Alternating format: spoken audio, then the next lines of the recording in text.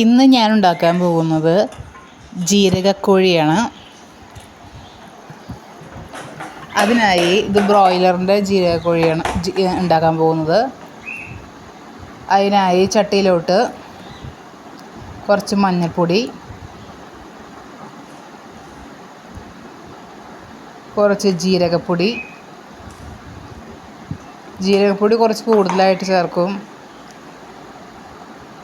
കുറച്ച് കുരുമുളക് പൊടി,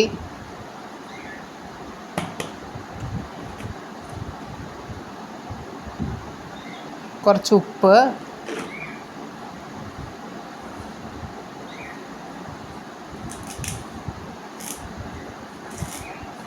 കുറച്ച് വേപ്പിൻ്റെ ഇല,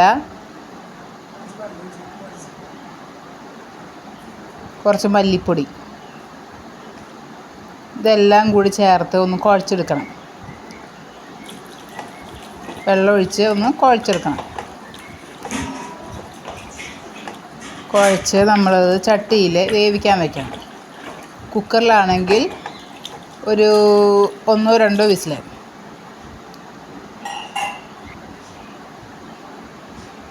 വേണം. നല്ല പോലെ വറ്റി വന്ന് തുടങ്ങിയിട്ടുണ്ട്.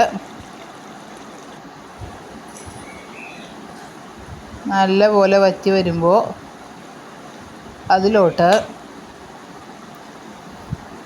ചേർക്കാൻ പോകുന്നത് കുറച്ച് നല്ല പച്ച വെളിച്ചെണ്ണയാണ്. സാധാരണ തേങ്ങാപ്പാൽ ഒഴിച്ചിട്ടൊക്കെ വെക്കാം. തേങ്ങാപ്പാൽ ഒഴിക്കാതെയുള്ള ഈസി ആയിട്ടുള്ള ജീരക കോഴിയാണ് വെക്കുന്നത്. തേങ്ങാപ്പാൽ ഒഴിച്ചാൽ കുറച്ചും കൂടി ടേസ്റ്റ് ഉണ്ടായിരിക്കും. എൻ്റെ വീഡിയോ ഇഷ്ടപ്പെട്ടാൽ ലൈക്ക് ചെയ്യാനും സബ്സ്ക്രൈബ് ചെയ്യാനും ഷെയർ ചെയ്യാനും മറക്കില്ല കേട്ടോ. പിന്നെ അതിൻ്റെ മുകളിലോട്ട് കുറച്ച് നമുക്ക് അലങ്കാരപ്പണി ചെയ്യാം. നല്ല സ്മെല്ലും കിട്ടും. വേപ്പിൻ്റെ ഇലയും മല്ലിച്ചെപ്പുമാണ്. അതിട്ട് നമുക്കൊന്ന് മൂടി വയ്ക്കാം.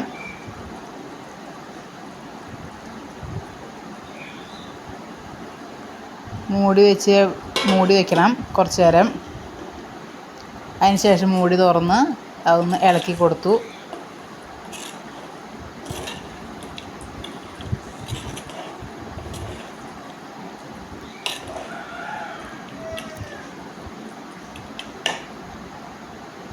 നമ്മുടെ ലാമിക്കുട്ടി റെഡിയായിട്ട് നിൽക്കുന്നുണ്ട് കേട്ടോ കഴിക്കാൻ.